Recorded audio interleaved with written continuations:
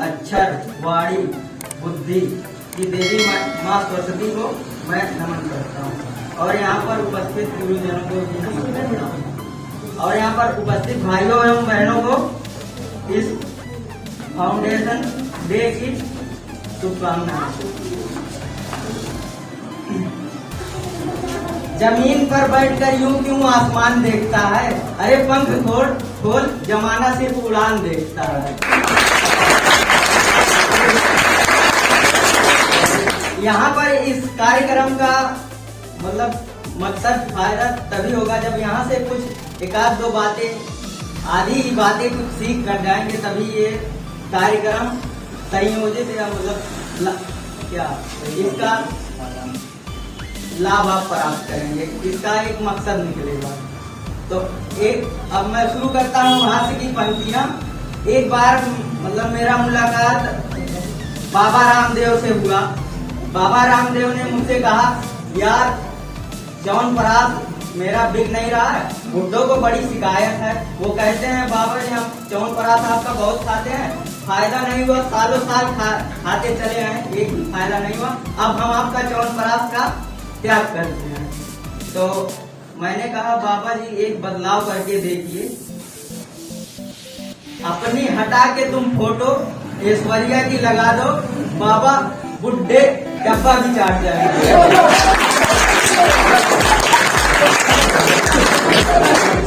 एक बार जल्दी में मैं निकला घर से तो पड़ोसन ने कहा कि जान कहाँ जा रहे हो। मैंने कहा इतने प्रेम से क्यों बोल रही हो। उसने कहा कि नहीं तुम जल्दी में हो इसलिए जानवर कहने में लंबा हो जाएगा। मैंने भी कहा रानी बहुत अच्छी लग रही है। उसने कहा कि क्या बात है, कोई काम है। मैंने कहा नहीं नौकरानी कहने में लंबा हो जाएगा।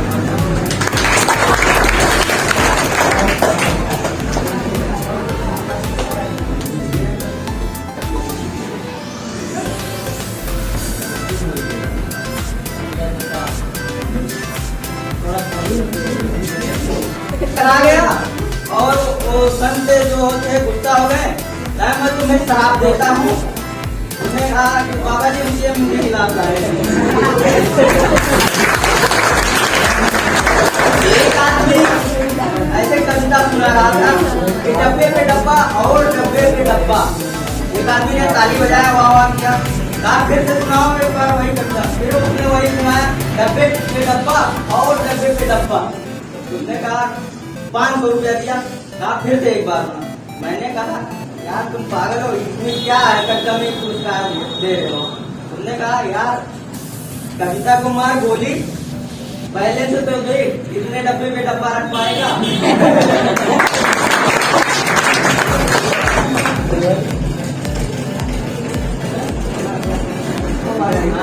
एक बार मैं आम की बाग में गया तो वहाँ पर एक आदमी ने मुझसे पूछा कि तुम्हें सबसे अच्छा फल कौन सा। मैंने कहा आम। मतलब इसमें कितने लोग को आम पसंद है, हाथ उठा दीजिए, नहीं भारी पड़ेगा। आप तो भी उठा दीजिए, हाथ ना पसंद हो तो भी उठा देना, है तो भारी पड़ेगा।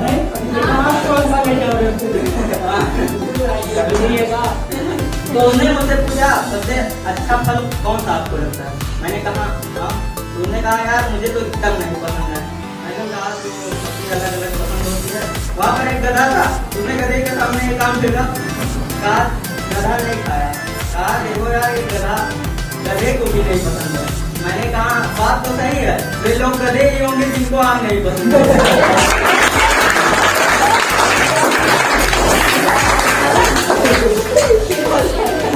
मैंने सर पर चढ़ा पतंग उड़ाने के बहाने, पड़ोसन आए कपड़ा घुमाने के बहाने, अम्मा आ गई डंडा लेकर बंदर भगाने के बहाने।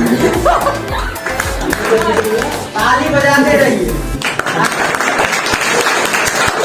ताली बजाने से दो फायदा है, एक तो आपका ब्लड सर्कुलेशन अच्छा रहेगा और दूसरा जो यहाँ पर बोल रहा है तो उसकी सोचिए तो थोड़ा सांस लेने का मौका मिल जाता है।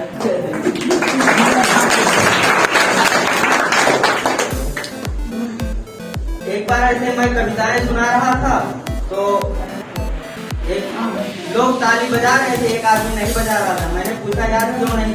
सब ताली बजा रहे, तुम नहीं बजा रहे हो। उसने कहा मैं बड़ा आदमी हूँ, आदमी रखता हूँ, बजा रहे। मैंने कहा ठीक है। फिर एक कविता सुनाया, लोग बहुत हंसे, वो नहीं हंसा। मैंने फिर पूछा वही बात कि यार सब हंस रहे, तुम क्यों नहीं हंस रहे हो? कहा फिर वही बात, मैंने आदमी रखा है, वो मेरा काम कर रहे हैं। मैंने कहा अच्छा। एक बार फिर उससे मेरी मुलाकात हुई। मैंने पूछा कि भाई साहब प्रणाम, मैंने सुना आपकी शादी हो गई। उसने कहा हाँ। मैंने कहा तो आप हनीमून पर नहीं गया?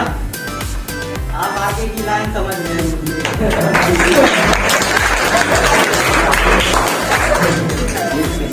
बस इतना आज के लिए।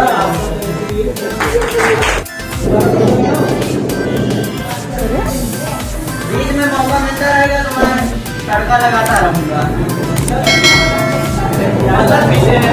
जब तक आपको डिस्कस करना हो, जिसको आना हो डिस्कस करे, तब तक हम तड़का लगा रहे हैं। रास्ते में कोई मुर्गी दिखती है तो उसे मैं रस्ते रस्ते कर लेता हूँ। बात बनती है तो बना लेता हूँ, नहीं तो बहन जी नमस्ते कर लेता हूँ।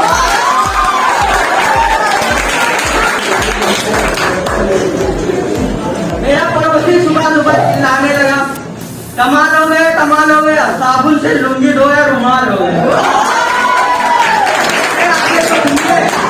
मैंने कहा जा तू भी उसी साबुन से नहा, दोनों का साइज बराबर हो जाए। इस समय इलेक्शन का समय चल रहा है, तो अभी कुछ दिन पहले अखिलेश जी सुबह सुबह पी लिए और निकले, घर से निकल पड़े। सत्ता मेरे हाथ में दो, मैं दुनिया देश की दशा बदल दूंगा। सुबह सुबह चिल्लाते रहे, घर पहुंचे, बेल बजाई, बीबी आई,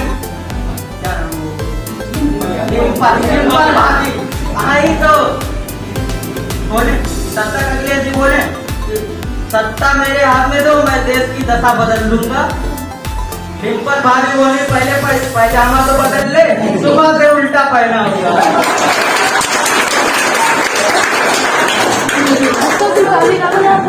जिसको आना वो आए, हम सोचे होगा।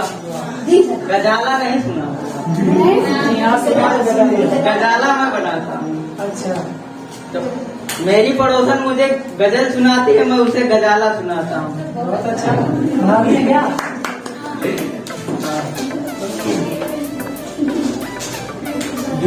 गिरी हूँ तेरी, पड़ोसन सुनाती है, गिरी हूँ तेरे रहनाइयों के बीच इस कदर, जैसे तुलसी का दोहा हो चौपाइयों के बीच। अब इसे मैं गजाला कैसे करता हूँ उसे सुनिए।